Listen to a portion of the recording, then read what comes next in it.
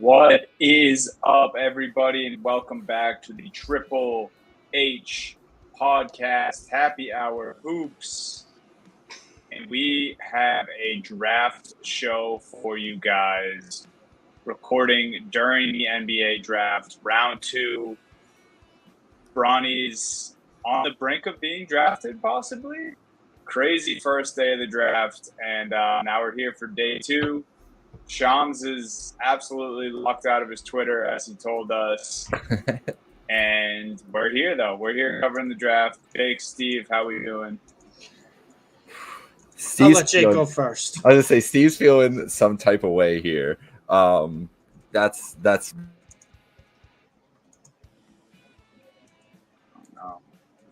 Uh-oh, Jake went mute. What happened? It's a crazy stuff right now.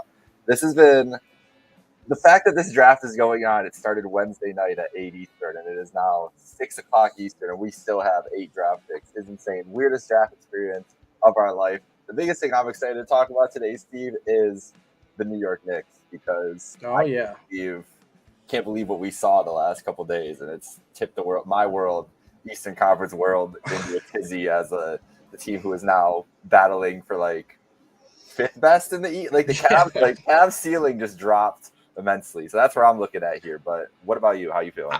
I mean, I think it tipped the entire basketball world with what the Knicks have been able to do. I mean, I have my thoughts on the NBA draft, how it's been covered, how this draft has gone, just how confusing it is, and how they just did such a poor job of getting people to care about the NBA draft this year. I have my thoughts on that. However, besides that, and don't you worry, I'll have a long rant about that aspect of the draft. In terms of the players drafted and some of the landing spots, I think there's a lot of interesting spots. I think there's a lot of intriguing destinations we had here, especially in round 1. I haven't paid too much attention to round 2 at this point because it started in the middle of the workday on a Thursday, so that was so much fun. Can't love that they dragged it out for 2 days so it could start while everyone's still at work. And shout out the West Coast people who aren't even home yet. I'm glad you guys are watching the draft. But anywho, besides that, the moves that the Knicks made, the kind of landing spots of some of the players I was intrigued about, and a few of my favorite draft prospects, which we will get to later on, falling in the draft into spots where I think are great landing spots for them. That is the good. And then we will talk about the bad and the ugly, because it's both. Because the coverage of this draft and how everyone has been barely talking about, there was barely any hype around this draft besides LeBron James' son, who knows if he's even going to have a role. I gotta stop you there, Steve. He's there. Oh, no. It's official. Oh, no. Oh, it's no. official. Oh, don't Bronny do it. James is a Laker. Are we dumb for just not thinking this? Like it was what a Bronny, shocker. The Lakers at 55 the whole time. Like, it was. We zagged too much on this, and Yes, this was just always the plan. Everyone seemingly, didn't get this wrong, but questioned it a little too much, I guess. But yeah, like Jake They're said, staying in LA, playing with his dad, and LeBron, you get what you want. And what the worst part about this is too, even if a team probably wanted to draft Bronny, the way LeBron's pulling the strings, the way the Lakers were basically threatening that he's going to go to Australia if someone else takes him. Like, what is it? This is childish behavior. If someone wanted to draft Bronny, they would. And oh, by the way, none of those teams wanted to draft Bronny because he wasn't good.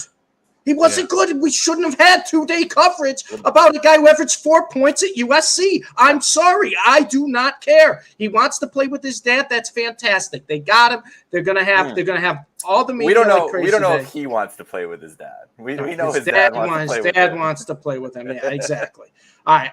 I'm sorry. I'm a little riled up on how this draft has gone the past 2 days. But the fact of the matter is, of course, he's going in the Lakers at 55. Of course, he was going in the second round. And of course, no other team was even going to risk trying to take him because they're afraid of LeBron and they're afraid of the Lakers. Because at the end of the day, LeBron was just pulling the strings again.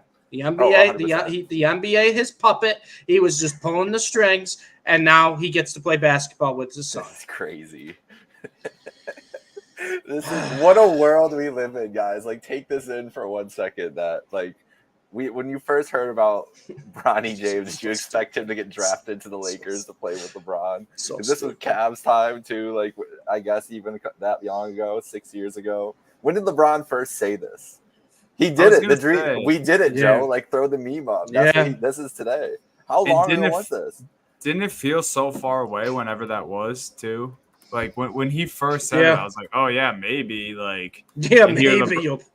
LeBron's still like basically at the peak of his powers, and he just gets that wish. Like it's not bad. And I think we have to like give LeBron a little bit credit there with his longevity, right? I don't think anyone expect him to put up 27, like 7 and 6 at age 39. See, like it's crazy. It's ESPN wild. Wouldn't be able to sabotage an entire NBA draft with Bronny James coverage if LeBron hadn't been able to play so long and be so good for so long. But don't worry, Donnie. ESPN, God forbid, they stay 2 days at the actual draft location. They got to go back to Bristol in their little studio to drag an entire day's coverage over a second-round pick where everyone knew the Lakers were going to take it. Hey, we might as well just be announcing the picks on Happy Hour Hoops for everyone. Shams is locked out of his Twitter account. Oh, that's true. That's another thing. ESPN's recording from Bristol, so why not from 3 different states from the 3 of us? Happy Hour Hoops should host the draft. That's another thing. I'm done with Shams and Woj on draft night.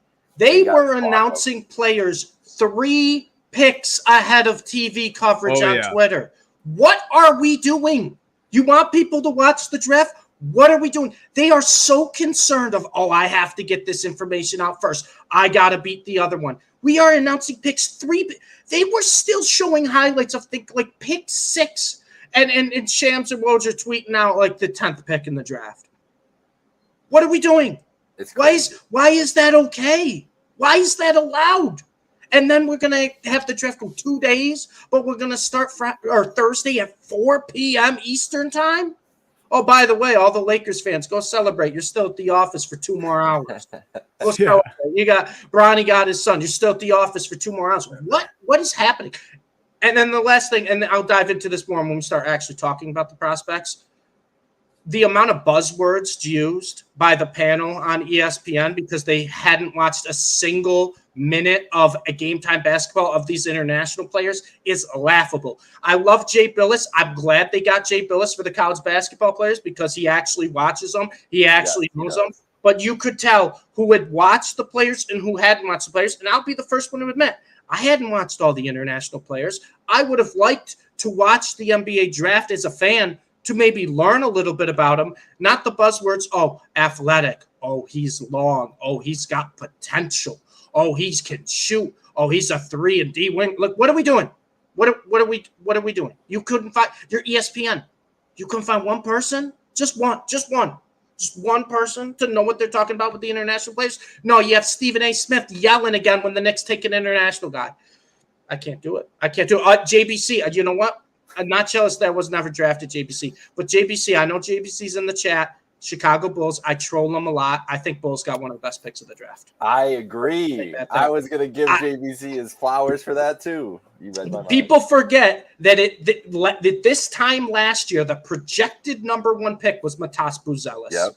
And he fell right into the Bulls' lap. And I think he's got as high of a ceiling as probably anyone in this draft class. So, JBC, I will dive into that more, but I got to give the Bulls a shout-out because we troll them a lot on here.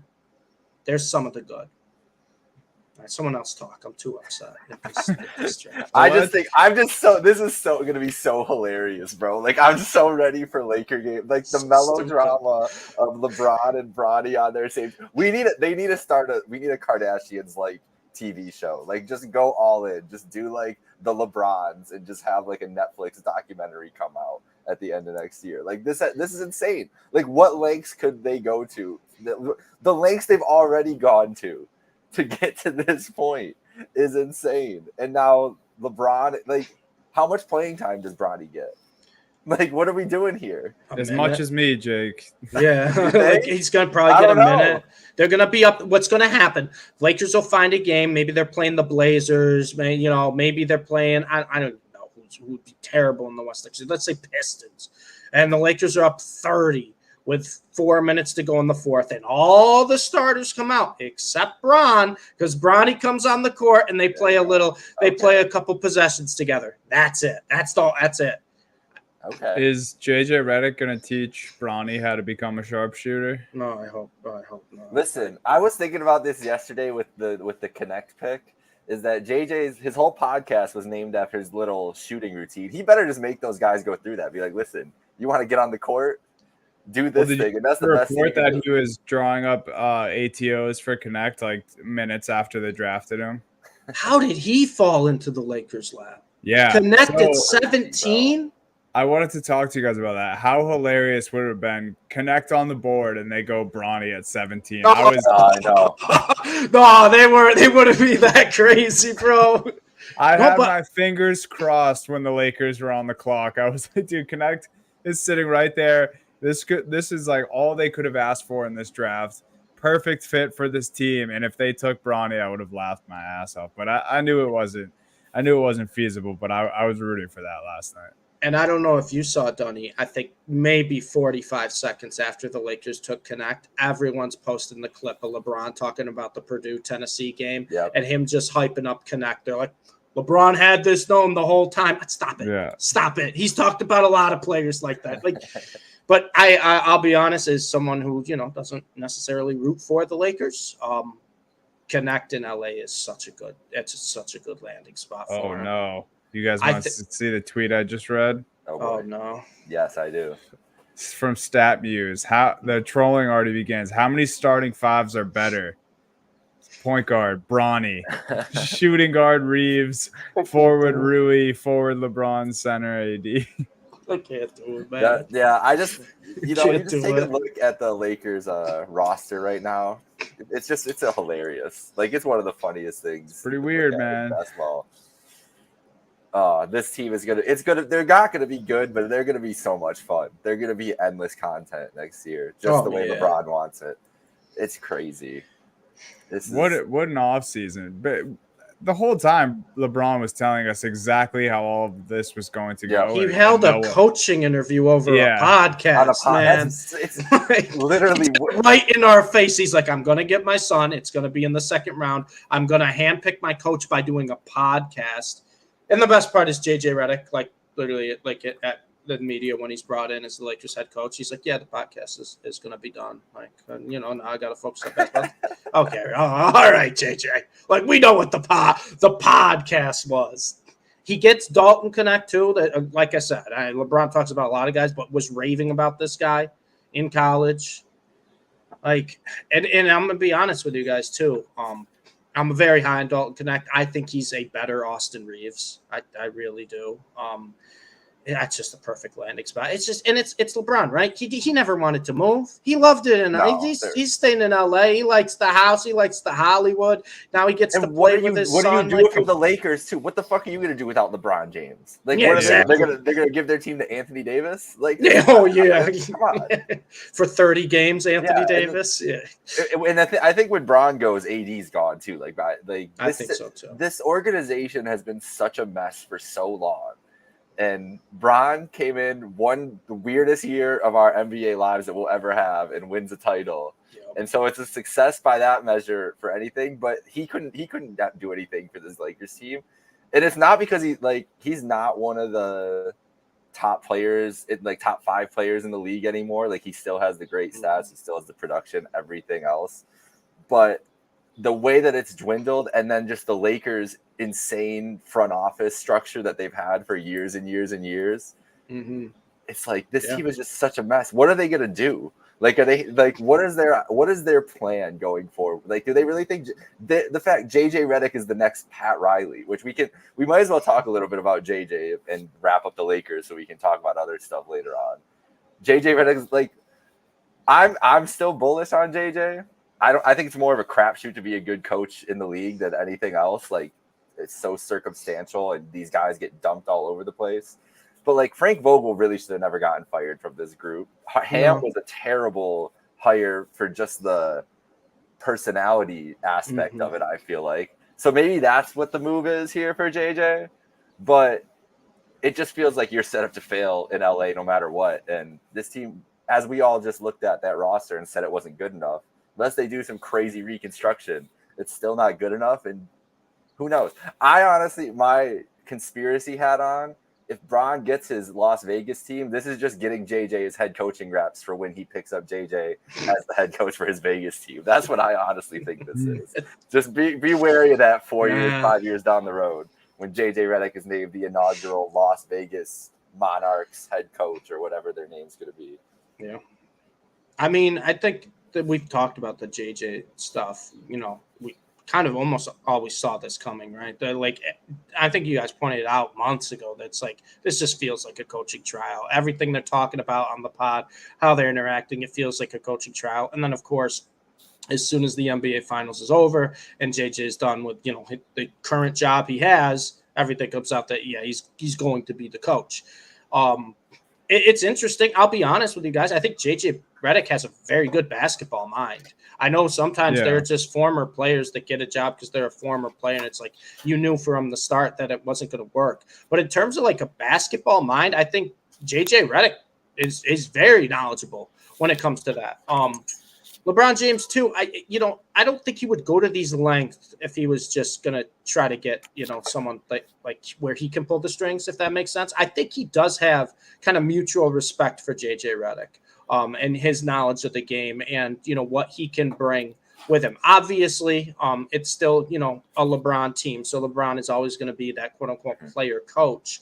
But I don't think that JJ Redick is just like, oh, I'm just bringing this guy on as just kind of a fall guy or a figurehead. I really truly do believe that LeBron has good chemistry with JJ, and that that podcast necessarily was a quote unquote tryout to see if it would work. And I think everyone, even the people who didn't really like LeBron or really didn't even like JJ, was like, this is a great podcast. This is a great listen. These are two guys that are just talking basketball that know basketball. Yeah. And I think that's kind of partly of how this kind of all happened is LeBron is like, I want someone that can be a good coach. That is not someone that he's had the past like 3-4 coaches where it just seems like it's just someone just kind of thrown in there. And then when, you know, it goes bad, that's the fall guy. I think LeBron does genuinely respect JJ Redick's basketball knowledge, and I think that's how he got this job. Obviously, the way it went with the podcast is the most LeBron way of anything to go. But at the end of the day, I think LeBron got the guy he wanted.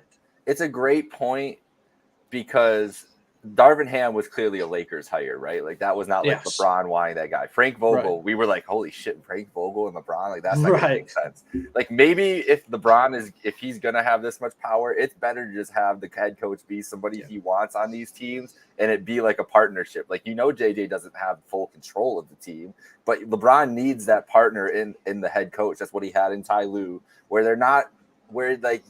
I feel like JJ just understands the player relationship with a guy like LeBron better than Ham or Vogel does. Like Vogel's just out there coaching, bro. Vogel's just like, you run these sets, play this defense, do what you got to do. I don't know what Darvin Ham did. Can you guys tell me what Darvin Ham did? Because I don't think he really did. Not much. And so maybe it was really just LeBron doing stuff on his own there and overrunning Darvin. And so if this is a guy that LeBron's actually willing to work with, it's probably the best case scenario for the Lakers if JJ has like any chops to do this at all. And if he doesn't, then it's just going to blow up in their faces and they're back to where they've been for the last, 3 years.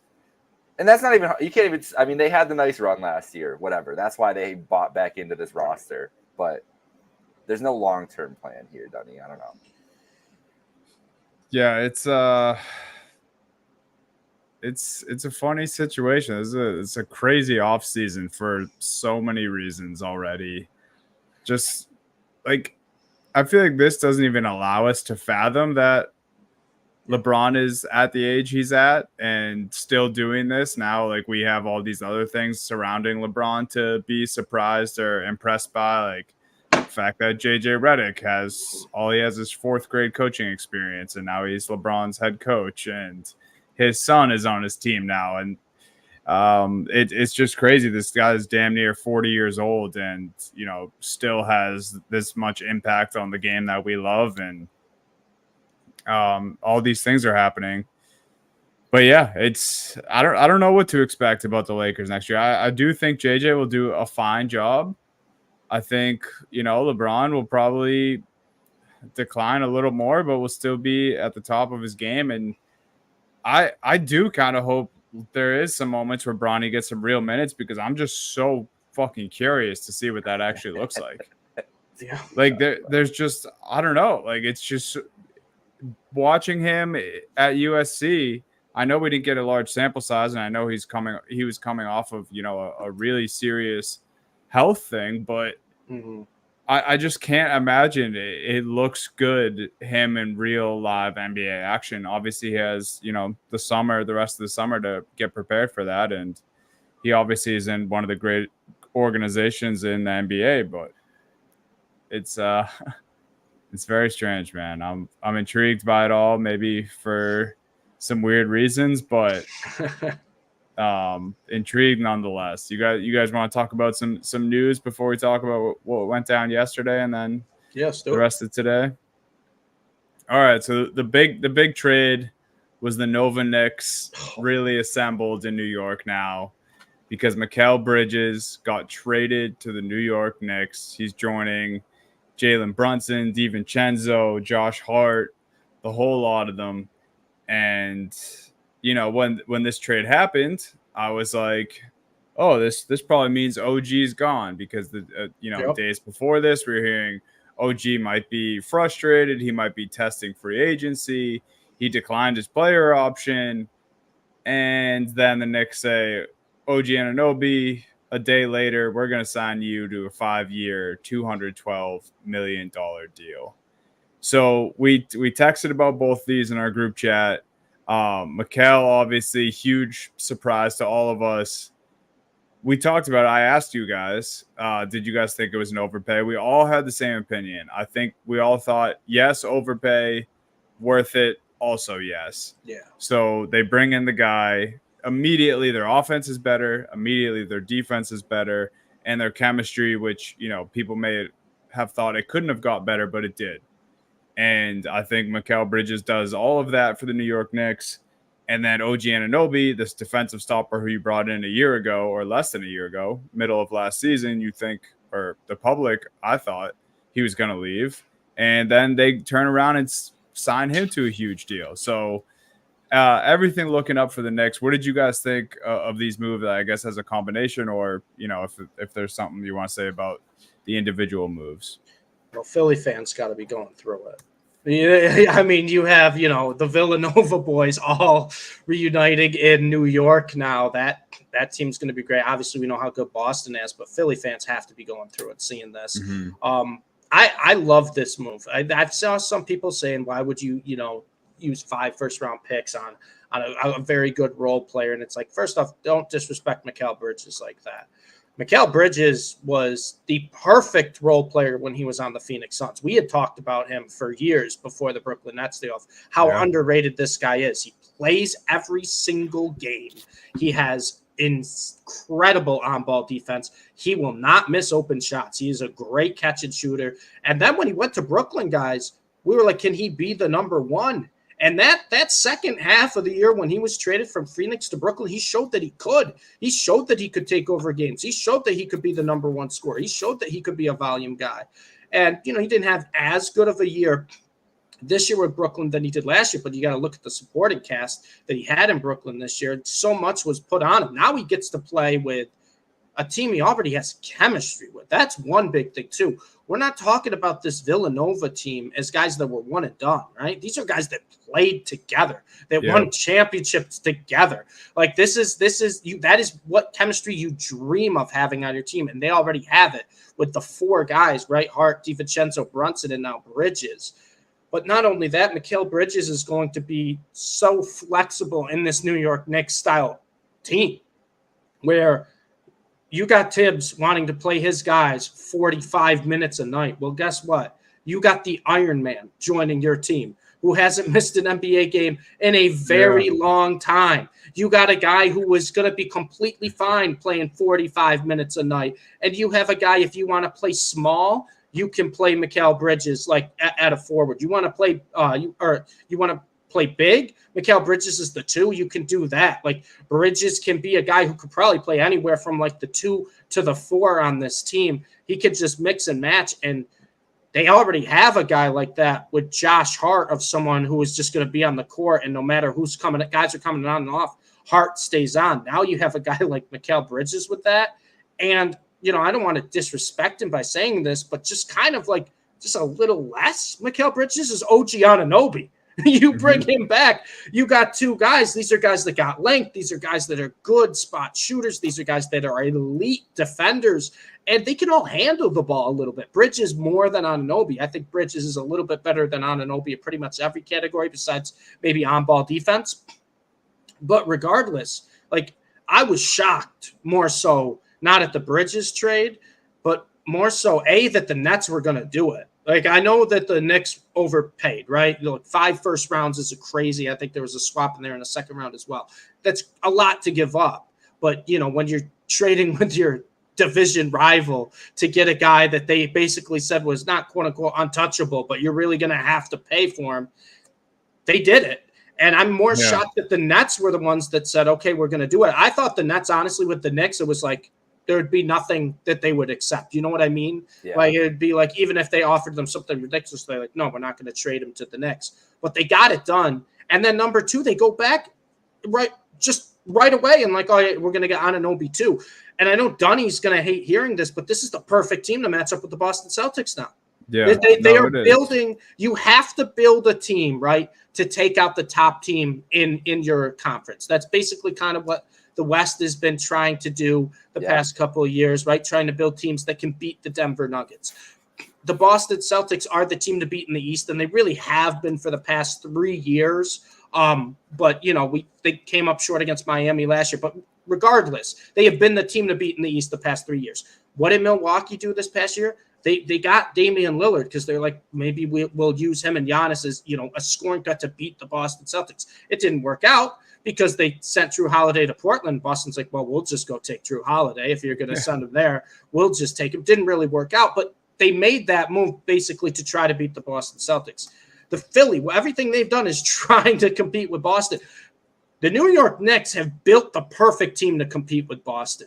Because if you want to beat Boston, they're a tough team, and they're such a gifted scoring team across the board. You gotta get guys that are basically positionless, that can switch on pretty much anyone, that are very physical, very strong, and that are guys that are, like I said, that are just kind of, I guess, flexible, right? Both offense and kind of defense. That's what the New York Knicks are building. And not only that, on top of that, you add in the chemistry with the Villanova boys. The first thing I did when I saw the Mikal Bridges trade happen, I went on Twitter to see if Jalen Brunson and Josh Hart would say anything. Josh Hart, I think, quote tweeted it 4 seconds after it was posted. And Jalen Brunson, who doesn't even go on social media pretty much anymore, especially Twitter, was tweeting about it right when it happened. Like, they're hyped, man. They get to play with one of their best friends they went to college with. And that's something you can't teach. You can build as many super teams as you want, but you can't teach the friendships and the chemistry that the New York Knicks have right now. Yep. And reports are that Brunson was pushing for it since the season ended. Oh, too. absolutely. So obviously they were all pushing for it. Everybody was pushing for it. Yeah. And the Knicks making it and getting it done is a credit to them. And yes, we accepted it was an overpay, but here's their draft picks that they have left still. Because the Knicks were always a team that we talked about wanting to trade for a star because they have extra picks and they kind of loaded up a little bit. They still had 2 picks this year. They took Tyler Kolek in the second round today. They took 2 guys who were they in the first round? I don't even remember the names off the top of my head, but they have next year they have 3 first rounders. They have 2 first rounders that are protected. Mm-hmm. Then I think the year after they have a second or something like that. And then they still, the point is they still have first round picks from other teams and other deals down the line that this is like a big ask, but I'm pretty sure 2 of them are their own picks too. They're going to be a good team. I think they have Milwaukee's pick, who's going to be a good team. They didn't give up primo assets for this. And the sum is greater than it's greater than the parts with Bridges adding to this roster. And like you said, the chemistry and everything else that you just go do it and see. And there's only so many options that you can go all in when you're in this new setting with the NBA where there's the apron and the second apron and everything, and you really have to have assets under control before you do anything. Mm-hmm. And the Knicks were perfectly set up to strike this offseason because the OG deal was going to come off, and they could make a move to basically retain him and keep two guys. And there's still rumors about Hartenstein potentially staying too. And Which would be crazy. And wanting to, it would be insane because this team, that would be the team. That's the squad next year. Mm-hmm. But it's a deep team now, which was, I think, my biggest issue with them this year is that they're playing, when guys are getting hurt, they're down to like 6 guys, 7 guys, and they just ran out of steam.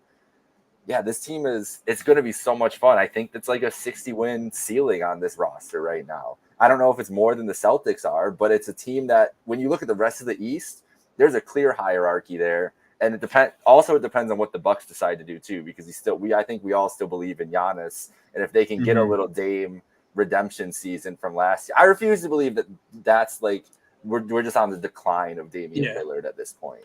So I'll give it another benefit of the doubt, but the Giannis factor. But there's a clear hierarchy in the Eastern Conference now, and it's the Celtics and the Knicks, probably the Bucks after that.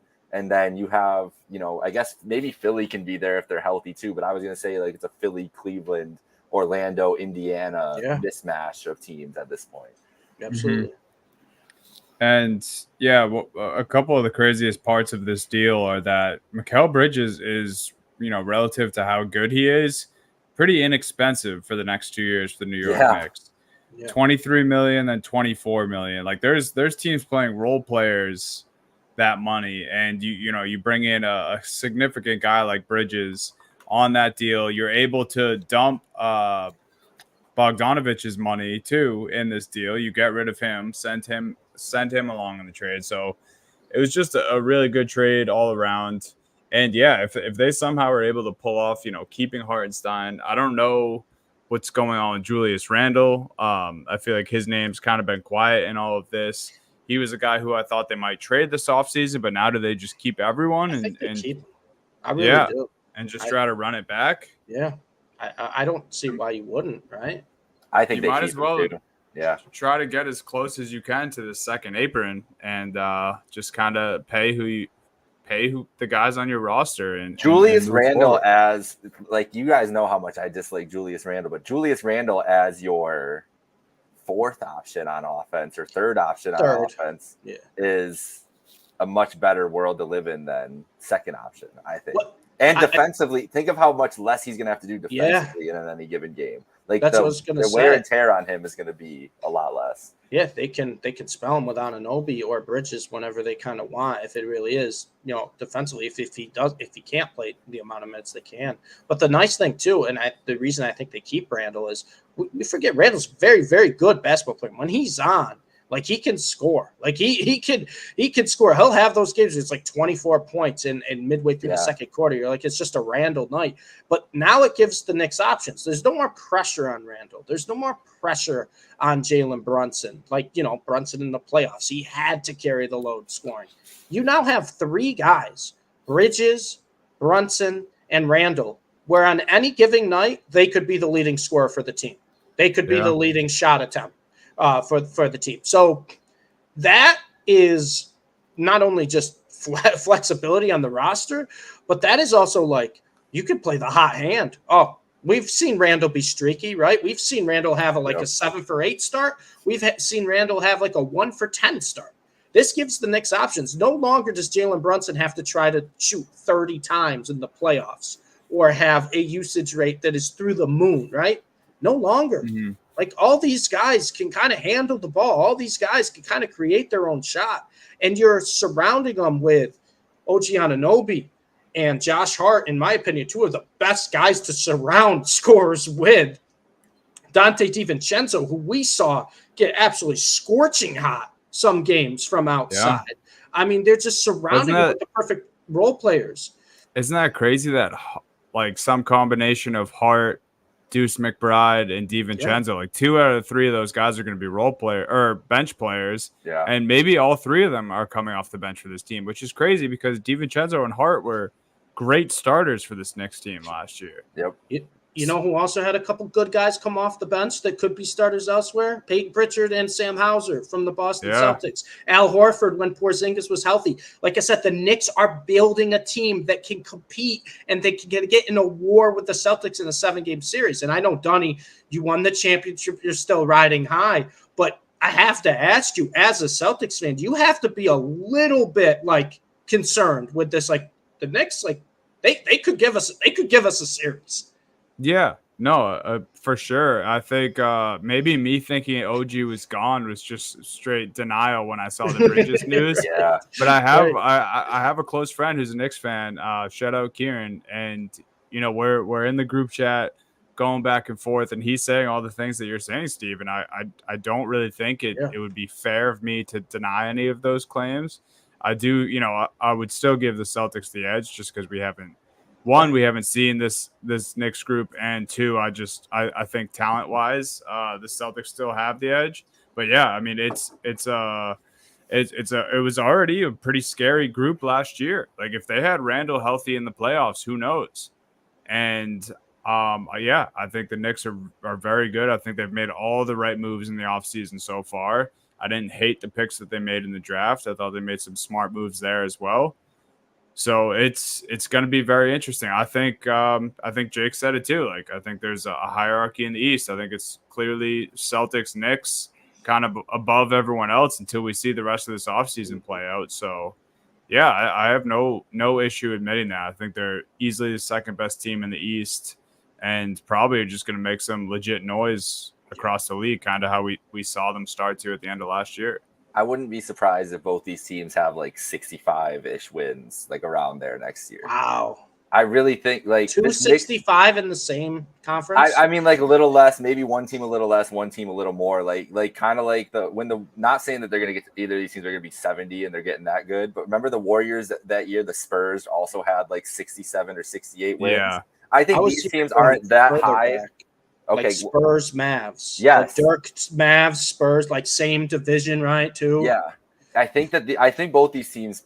I think I might place 60 on both these teams because the rest of the East. What else can the rest of the East do? The Bucks, even at the best case scenario for the Bucks, they can't really add a lot of pieces. I saw a rumor the other day. I don't know if you guys saw this rumor, but there was a talk about a deal for Wiggins, for Bobby Portis, and other pieces. Andrew Wiggins doesn't change a lot for me for Bobby Portis. Like, is that really like a huge upgrade in that scenario for the Bucks? Right. I don't think it's enough to get over these other teams we're talking about. The Sixers are a huge unknown. We have the Paul George piece that we're going to talk about in a little bit, but it feels like Paul George doesn't want to go out east. That's what it feels like. It seems like his manifest destiny was always to be on the West Coast, right? And that could be a hindrance. So what do the Sixers look like?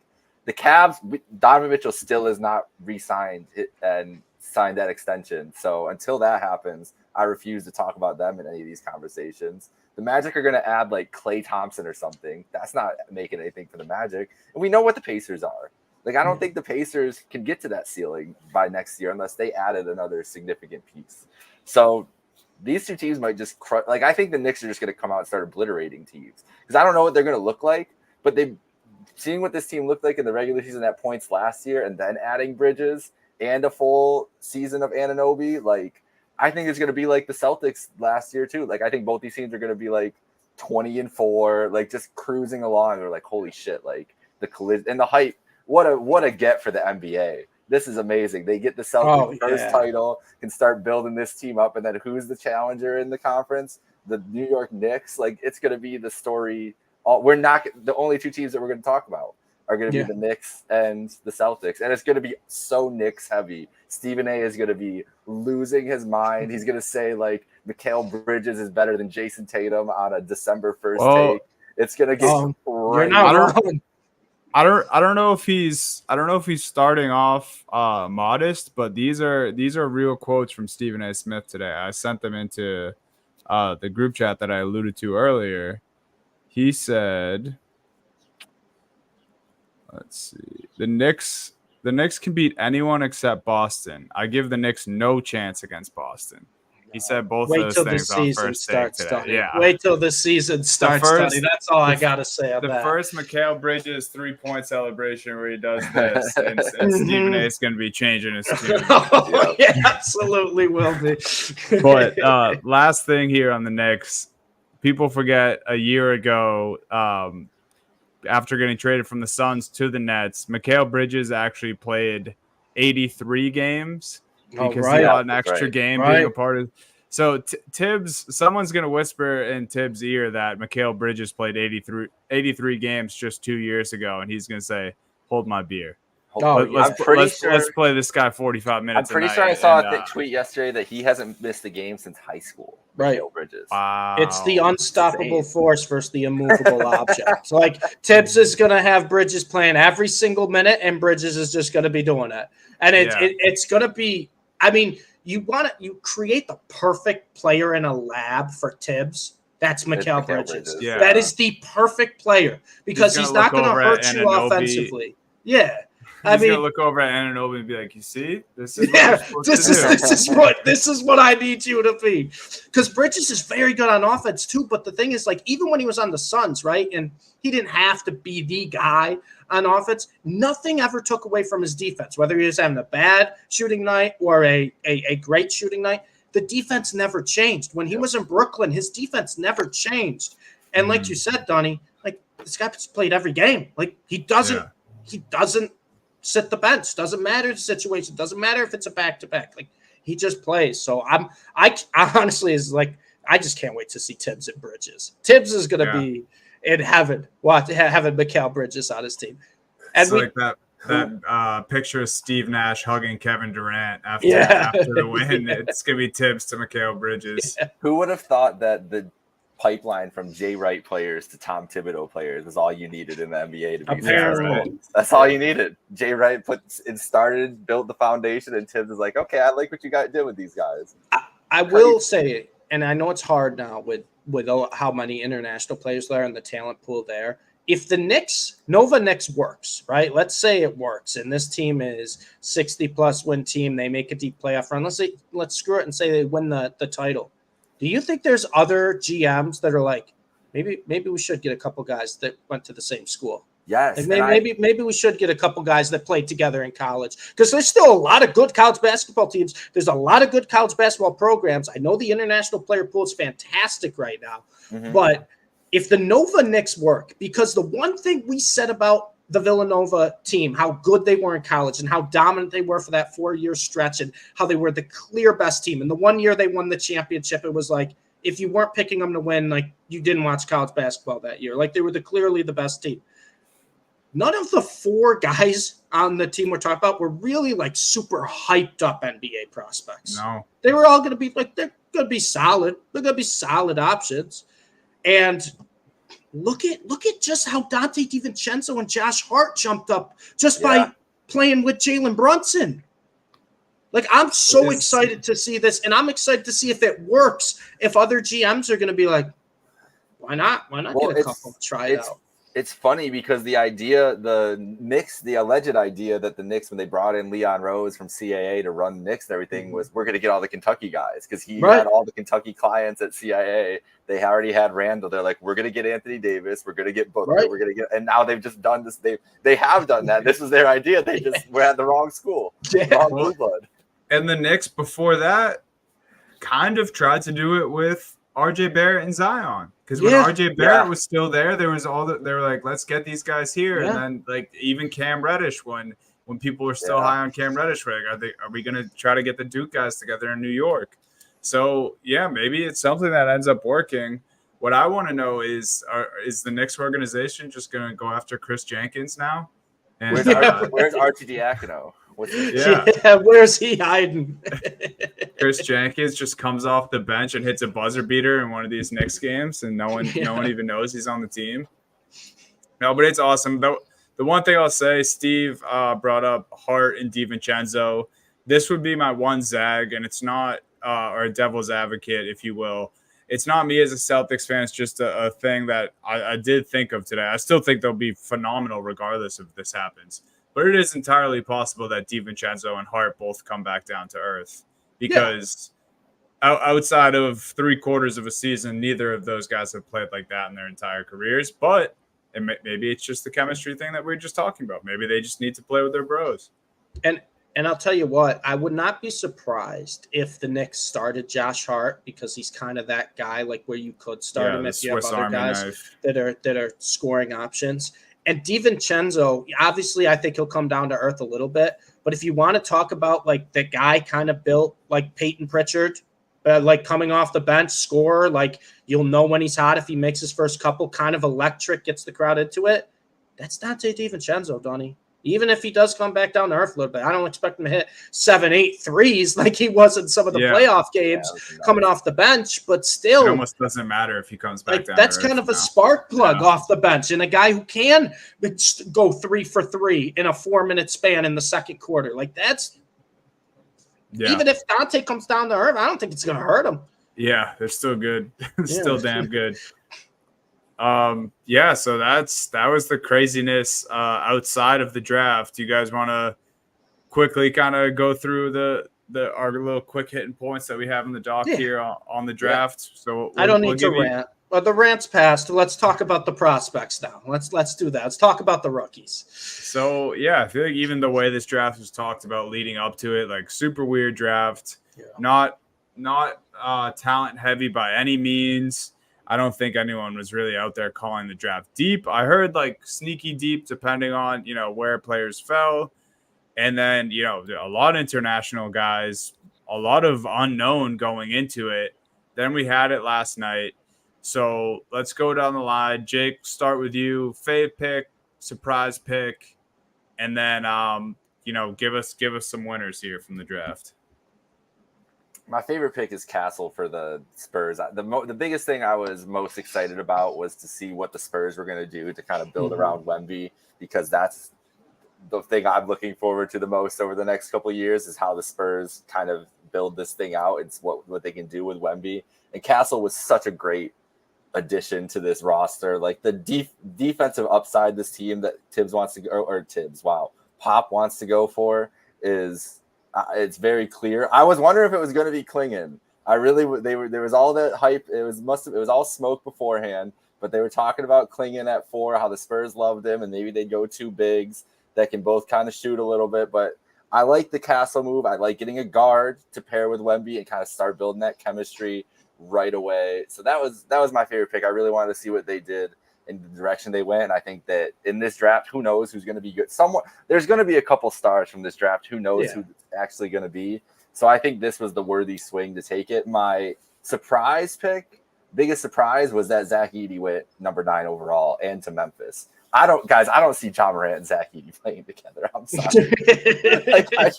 I don't know. Did you see John Morant's post last night? No, what was it? I did not. Oh, when he looks up. Now I'm not remembering the movie it's from, but it's Chris Tucker. Yes, I forget the movie it's from, but that was hilarious. I just don't see it. Do you see them on the court together? Edie's dumb, slow ass running down the way, and Ja just flying up and down. It seems so opposite to me. Like Edie, we watched Purdue last year. Edie's just literally like sitting there in the block all day. What does Ja want to do with that? Ja wants to come flying in there. He's gonna have to dunk over Edie in there, moving out of his way. I don't see it.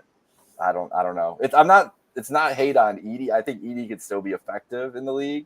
It's just this is such a weird fit with what Ja Morant does well. Like, I just don't understand what they're trying to do here. Well, I think they probably thought they had a chance at Klingon maybe. And then they were like, let's go with the next best thing. Is Jaren Jackson wants to be a 4? Is that what we're doing here too? Like, he can't play. He's not going to play center. I know they've had centers in there. They had Adams. They've had Valanciunas in the past. Like, they've had guys next to him. So I guess he's just like, I think they want to try it. I am interested to see what that looks like. If I'm being completely honest, I agree with you with the Ja and him thing. Seems weird. It's like you would think you would want like a more athletic center or just JJJ at the 5, like they've been doing a little bit. I mean, it doesn't fit the game style they've played for the past couple of years. Like the Memphis Grizzlies have not tried to be kind of this slow, really big man, back you down type of like offense, run through it. They want to stretch the floor. They like to play 5 out. They want their big man to be super athletic. So it was a weird draft pick. I mean, Edey was always going to be a weird one coming in this draft, right? Because he had two of the most dominant years we've kind of ever seen in college, but no one really wanted to be like, is he going to be a pro? Is it going to translate to the pros? And so I was a little surprised to see him go in the top 10. But if you just want to talk about, like, Zach Edey for what Zach Edey is, he was 7'4", almost 300 pounds, and really good post moves in college. I know that's kind of old school NBA, but maybe it works. Maybe it does work. Maybe they are trying something different. Who knows? I've never been a huge fan of Zach Edey in terms of what he can bring to the pros. I respected his college game, but we'll see. And also, too, like, we're still talking about a guy who's 7'4". Like, he could slim down. He could get into shape. Like, you never know what he's going to do. You can't teach 7'4". You can't teach his size. So we'll see. The first Marcus Smart to Zach Edey lob is going to feed families. I'm looking forward to that one. Smart and Edey will be a good combo, I think. But yeah, I think that was definitely a surprise pick as well, Jake. Do you winners from last night? Well, my winners now look a little different. I had the Lakers as a winner for the Connect pick. Now with Bronny, I guess they're still winners. LeBron's a winner for getting Bronny. Yeah. So and I also had why can't I click it? I had the Blazers because I really like Clingan coming in, and I think that's that young roster they've assembled there. That's a good guy to help with Scoot. I just like the core that they're doing there. I didn't think he'd slide down that far, so I really like that move for them too.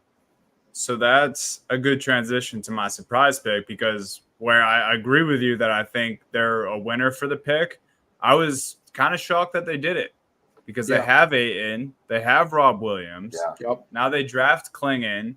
It seemed a little strange to me. I'm like, is this just Rob insurance?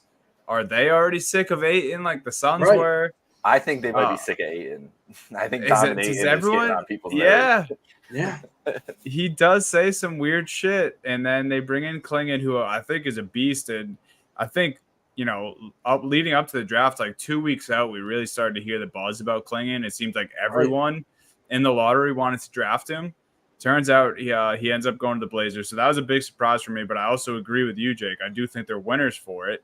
It was just kind of shocking. I'm like, this is a team that has two younger, like, legit centers. I know Rob has the injury history, but Ayton has a guy that, obviously thinks a lot of himself, and I thought the Blazers thought a lot of him, but I think that's something to monitor going forward. The Blazers I think the Blazers are going to be making some reconstruction. I think this is a team that's going to want to just tank out hard next year. They traded for Avdia too. Denny. They traded him for the Wizards traded him to Portland, and they got rid of Malcolm Brogdon. So they're making. Why are the Wizards getting Malcolm Brogdon? He's got to be getting moved along. Too. Yeah, okay. I think they're gonna flip him. Okay. All right. I think they were just.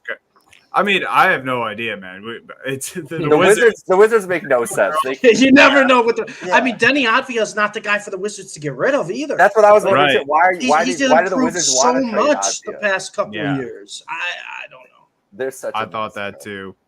I'll do my favorite pick just because I just gave my favorite surprise pick, but my favorite pick was the Timberwolves swooping in and taking Dillingham. And just being like, hey, let's get this awesome offensive player and pair him next to Ant. He could spice things up right away for this team. I texted you guys last night, the perfect Mike Conley replacement too when that happens. And I mean, people said it about him. He obviously, has been a little banged up throughout the offseason, and I think that hindered him for having some workouts for teams. But there's been multiple people and multiple mock drafts that I read about where people had Dillingham as the most talented player in this draft as far as just pure basketball talent goes. And he ends up on one of the best contenders in the West, seemingly out of nowhere. Obviously, they swooped in and traded some picks, but those picks shouldn't matter to the Timberwolves with what they're trying to do right now. They have Anthony Edwards. And they don't have a lot of avenues to add players. Like they don't have a lot of, Right. like they have cap space or anything like that to really do anything significant. So yeah, trade whatever future pick you have. I think it's like 2031 or something. Yeah. They traded. I think it was 2 picks. It was 30 and 31. Yeah. So, it's so get rid of your late 6 years from now, 7 years from now. And yeah, go get a guy if you believe in him and think that he can, like you said, replace Conley and get next to. And I think he's going to play a lot. I feel like he's going to play a lot this year, like as a spark plug off the bench too. Like give him that time. They kind of needed some of that more shot creation in their offense, especially we saw in that series against the Mavs. Like how many times they went cold. So great call, Dunny. Yeah, they're a huge winner. And then my winners from last night, it just goes into the Dillingham pick. I have Timberwolves as winners, and Jake, I'm with you, man. I really like the Castle pick for the Spurs. Yeah, man. I just love the defense with Wemby. I think I was kind of hoping they were going to add some sort of defensive guy in some capacity this summer. I know like a couple months ago I said I kind of want to see Marcus Smart get traded to the Spurs and play with Wemby. But no, instead they do it in the draft, and they take Castle from UConn, probably the best perimeter defender in the draft, I would say. And so happy for the Spurs. Them and the Timberwolves are my winners. Steve, who is your favorite pick and surprise pick? So my favorite pick, I kind of alluded to this earlier in the show. It's Matas Buzelis to the Chicago Bulls, and there's a number of reasons for this. The first thing is they got him at pick 11. Buzelis is someone who, like a year ago today, was projected to be the number 1 pick in this draft, and he was kind of always hovering around like top 5 as the season went on. So anytime you can get a guy with that type of potential fall into your lap at 11, I love it. He also gives them a ton of, flexibility with their offense. Buzelis is 6'10", almost 200 pounds. He can be a very good shooter. He can be a great rim protector. And he's someone I almost look like a Chet Holmgren, where the ball handling kind of has to come into play and maybe creating his own shot. But you can't teach the size. You can't teach his wingspan. And like I said, he can kind of score from anywhere on the court. It's just a matter of, kind of shooting off the dribble and a little bit more ball handling, playmaking. But in terms of just raw potential, I love Buzelis. I think Buzelis is going to be someone that can really give the Bulls kind of a spark they need. Appreciate the W take, JBC. I knew JBC would like this one. But I really do like Buzelis. And for a team with the Chicago Bulls where we kind of never really know what they're doing with some of their moves, and obviously, they traded Caruso. They got Giddey, so they did get younger. Giddey, not a great defender. They have Ayo Dosunmu. They have Kobe White as their young core. Not great defender. We don't know really, what's going to happen with their kind of older core. Buzelis can be a very, very good defender. He's got the length for it. He's got the wingspan, and he's very, very good with like the on-court awareness when in terms of rim protecting and when it comes to defense. So I really like Buzelis a lot. I think he's someone who can, give you a lot both on offense and defense. And I think he has arguably probably the highest, if not, top 3 highest ceilings of anyone in this draft class. It might take him a year or two to kind of really find his game, kind of raw talent there, but I really do like them taking Buzelis. And then my surprise, kind of similar with you, Donnie, here with Donovan Clingan to the Blazers. I don't know how he felt to 7. This is a guy who we were talking about maybe going 1 or 2 or 3, the weeks leading up to the draft. He falls to 7, where a lot of teams before him probably could have taken Clingan. And then the Blazers, I think at that point, they just went best available, because you're right. Rob Williams is still there. DeAndre Ayton is still there. And Donovan Clingan, the one thing he kind of lacks to the other top picks in this draft, his offensive game. He's still got to kind of tune that a little bit, right? It's still not completely there, but he gives you everything else you want. And the Blazers, like, you kind of want a guy to have a little bit more offense than defense when you're talking about who you're picking. So it was a weird landing spot for me with Ayton and Williams there and Clingan, where I really thought they were going to go more offense necessarily than kind of the big man defense.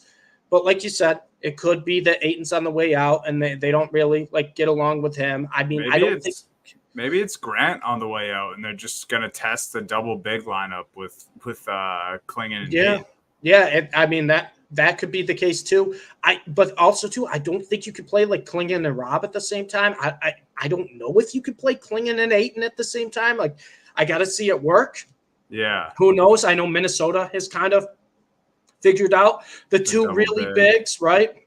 But none of their bigs can really shoot. Exactly. So that's kind of like Towns is kind of an exception, right, to the bigs we're talking about here, where he can be an elite 3-point shooter. I mean, claims to be the greatest big man shooter of all time, which I don't really agree with. Dirk Nowitzki still existed.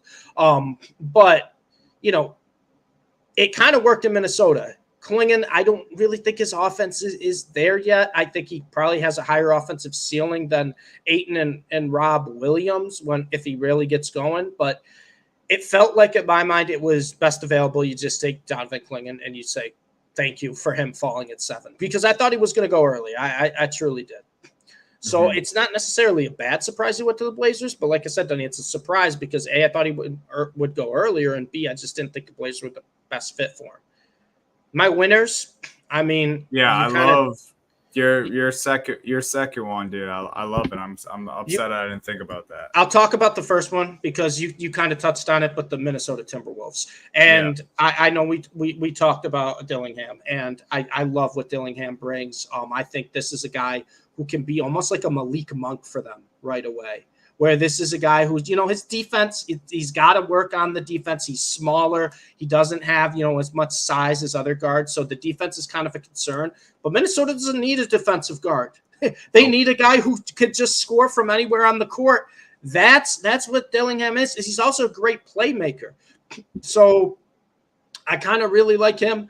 I think that's a great spot. And then also they got Terrence Shannon Jr. too from Illinois, who fell to 27. And the reason he kind of fell is because he had sexual assault charges like in this past offseason. He was exonerated from them in June. Now, it's always a risk, like when you have someone with that, with that. So you never know. But in terms of talent, Dunny, he's not 27th. Best player in this draft class. He could be right around top 10. This is a 6'6", just a playmaking. And you want to talk about highlight reel? You have Anthony Edwards. You pair him with Terrence Shannon Jr. I love what the Timberwolves did. And then I have to mention the Utah Jazz because no one talks about the Utah Jazz. But if you want to talk about a team Danny Ainge that got players with super high ceilings. They got Cody Williams out of Colorado, younger brother of Jalen Williams. I love Cody Williams. I think he could be better than Jalen Williams just because of how he's built and his size. I think he's going to be great. They got Isaiah Collier from USC, who was one of the top recruits just over 2 years ago, or a year ago, 2023. This is a guy who's super young, who is coming out of USC. I love Collier. He's got untapped potential. And then they get Kyle Filipowski with the second pick in the second round. I mean, Filipowski, another one where people thought was going to go around pick 15 to 20, a lot higher. And another guy, a lot of potential there. They got 3 players, really high potential, and that's not like the Utah Jazz where it's like, wow, we got some exciting young players. I loved Keontae George, who they took last year. Now you add these guys. And the Utah Jazz, man, they're making some pretty good moves. They're making some solid picks. I love all 3 picks they got this year. I think 3 guys that could all have significant roles for the team. So I had to give the Jazz a shout out because I don't think anybody has even kind of mentioned what they're doing. And I think they've had one of the best drafts. Did a great job. And I think the picks they made allowed them to have some flexibility what they want to do with the rest of the offseason. Yeah, absolutely. I think it's a team that I think people are anticipating them trading anyway. They have, a lot of guys who a lot of different teams are interested in. They can go a lot of different ways with their roster. Obviously, Laurie kind of being the staple there, but they draft a whole bunch of talented guys. So I'm with you. Yeah, I'm kind of upset with myself. I didn't think of the Jazz, but even Cody, dude, going when he did, that's a guy who I guess I was right around where I was thinking, but I wouldn't have been surprised if he went a little earlier either, depending on how things fell. And then, like you said, Filipowski, I thought he's actually a guy I thought the Celtics might take at 30. Yep. They didn't, and I think he could have gone even sooner than that, like you mentioned. So yeah, shout out to the teams we mentioned. The draft was fun, even though we got told over and over again how it's not much talent in this draft, but it was still an entertaining day. Bronny Despite the coverage. Yeah, coverage lacking. Shams, please try to not tell us 4 minutes before the TV picks happen next year, because everyone who loves the NBA has your notifications on. Yes, dude. Please don't take advantage of that. Let us watch, even though it was a bad display on ESPN. But let us watch. Stop the war with Woj, all right? Yeah, I want Adam Silver to tell me who the pick is, That's not what I'm Shams saying. when I have my head down during the commercials and the picks aren't even happening. That was my mini rant of the day. So I agree. Thank you guys for listening to our draft show. Shout out to Bronny James playing with his dad, because as much as we joke, that is very cool. Yeah, it is. Seeing all the stuff on Twitter just since we've been recording, all like the pictures of Bronny at LeBron James games over the years, and now he gets to play with his dad, drafted at 55. Pretty cool stuff. And yeah, this is our official kickoff into the offseason. Now, hopefully there's some more crazy trades and big signings like we had this week going into next week's show. Donnie, what league are we talking about? The NBA? Yeah, there will be. There will be. You don't have to hope for that. Those will come. I needed that confirmation. All right, thank you guys for listening. Go download the WinStreaks app and use our code HHH in the referral spot when you sign up. It's a very, very fun app. You make 5 picks a day, accumulate points based on those picks, and then you win cash prizes. So go download the WinStreaks app, use our code HHH. Follow Trainwreck Sports on all socials. Follow at Happy Hour Hoops 1 on all socials. Subscribe to the pod. If you're just listening, watch us on YouTube. And thank you guys. Later.